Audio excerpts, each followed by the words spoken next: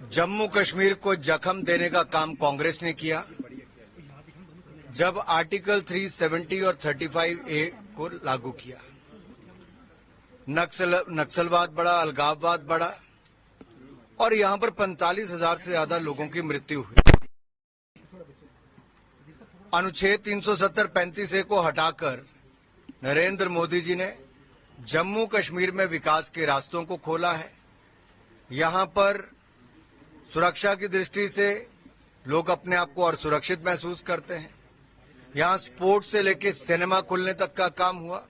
यहां पे इन्वेस्टमेंट्स पहले से ज्यादा आनी शुरू हुई और armed forces special powers act तब जरूरत पड़ती थी जब यहां पर आतंकवाद था। अब उसमें काफी कमी आई है और ये तब आई जब नरेंद्र मोदी जी की सरकार ने एक के बाद दूसरा कदम उठाया है। माननीय गृह मंत्री जी ने ठीक कहा, जिस तरह से जम्मू कश्मीर तेजी के साथ और सुरक्षित हो रहा है और यहाँ पे निवेश आ रहा है, 2 करोड़ से ज्यादा टूरिस्ट यहाँ पर आए हैं और यहाँ पर स्पोर्ट्स सिनेमा से लेकर C20 कल्चर 20 की G20 के अंतर्गत बैठक होना, ये अपने आप में दिखाता है कि जम्मू कश्मीर तेजी के साथ आगे बढ़ रहा है और अब भविष्य में वो समय आ जाएगा जब AFSPA को हटा दिया जाए। उस तरह की स्थितियां खड़ी हो रही हैं। कॉन्फ्रेंस कह रही है कि हमने सबसे पहले कहा था जब उमर अब्दुल्ला चीफ मिनिस्टर थे कि हटाया जाए। ने नोटिस निकाला है कि वो आतंकवाद को छोड़ रहे हैं, आइडियोलॉजी को नहीं मानते बल्कि वो मानते हैं तो भारत को मानते हैं। कैसे देखते हैं ये चीज? मैं दोनों बातों का उत्तर दे देता हूं। जो आपने पूछा रिपब्लिक से कि क्यों ऐसा होने जा रहा है, मैं यही कहूंगा क्योंकि आज स्थिति सामान्य होती जा रही है। आतंकवाद की घटनाओं में बहुत कमी जम्मू कश्मीर में आई है। मैं 2011 में भी राष्ट्रीय एकता यात्रा, तिरंगा यात्रा लेकर यहां पर आया था और आप मैं तब भी जेल में मिला था जब मुझे जम्मू कश्मीर में तिरंगा झंडा फहराने के लिए जेल में डाल दिया था कि मैं लाल चौक पे तिरंगा झंडा ना फहरा पाऊं। युवा मोर्चा के मेरे साथियों को बहुत गलत तरीके से मारा पीटा गया। लाखों युवा यहां देश भर के इकट्ठे हुए, लेकिन आज स्थिति यह है कि लाल चौक 24 घंटे तिरंगे की रोशनी में जगमगाता है, तिरंगा झंडा लहराता है। आज कोई भी लाल चौक के पास जाके कॉफी पी सकता है, घूम सकता है। क्या खूबसूरत वो इलाका बनकर तैयार हुआ है। ये बदलाव है उस समय की उमर अब्दुल्ला की 2011 की स्थिति की और आज की स्थिति में। क्या 2011 में कश्मीर था और आज क्या है? जहां तक कुछ लोग सेपरेटिस्ट की विचार को छोड़कर आज नेशनलिज्म की और राष्ट्र के हित में आ रहे, मैं इतना ही कहूंगा, आपने निर्णय सही समय पर लिया।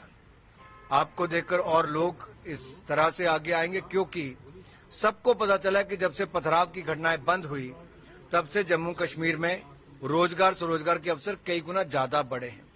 आज टूरिस्ट को जम्मू कश्मीर के लोग पलकों पर बिठाते हैं, उनका स्वागत करते हैं। आज जम्मू कश्मीर की शॉल भी बिकती है, यहाँ का कारपेट भी बिकता है, यहाँ का वॉलनट फर्नीचर भी बिकता है। यहाँ के स्थानीय प्रोडक्ट को आज एक नई मार्केट मिली है। लोगों के रोजगार के कई अवसर मिल पाए हैं, स्वरोजगार के अवसर मिले हैं। डल लेक पहले से खूबसूरत हुई है। जो फॉर्मूला रेस आप दुनिया के बड़े देशों में देखते थे, आज वो फॉर्मूला रेसिंग कार्स मेरे डल लेक के आसपास तेज गति के साथ चलती दिखती हैं। ये कब संभव हो पाया?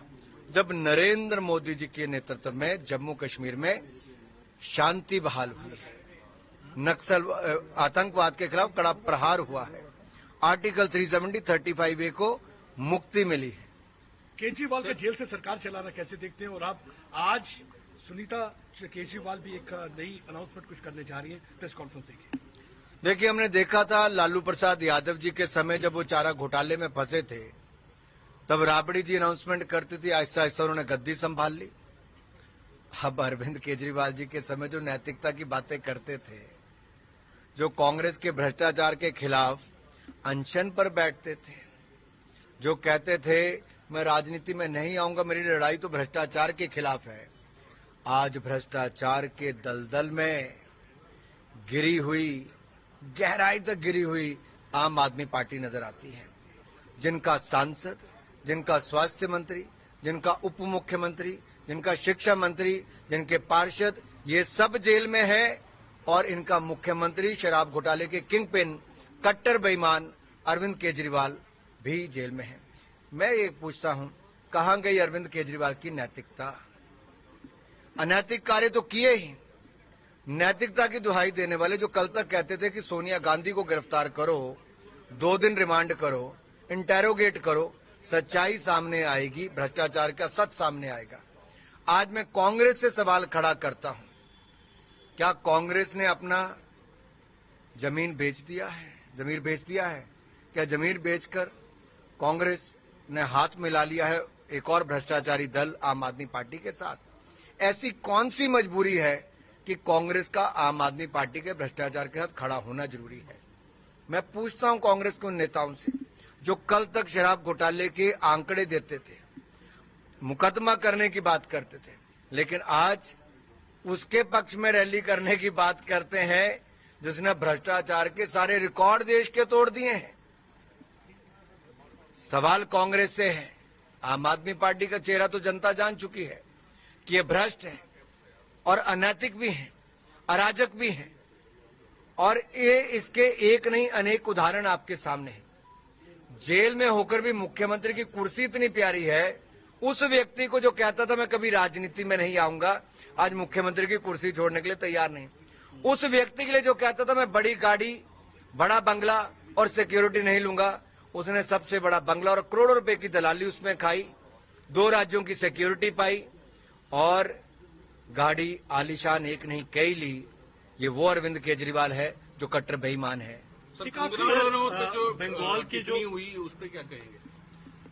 कांग्रेस का असली चेहरा कैसे महिला का अपमान करना, नारी शक्ति का अपमान करना।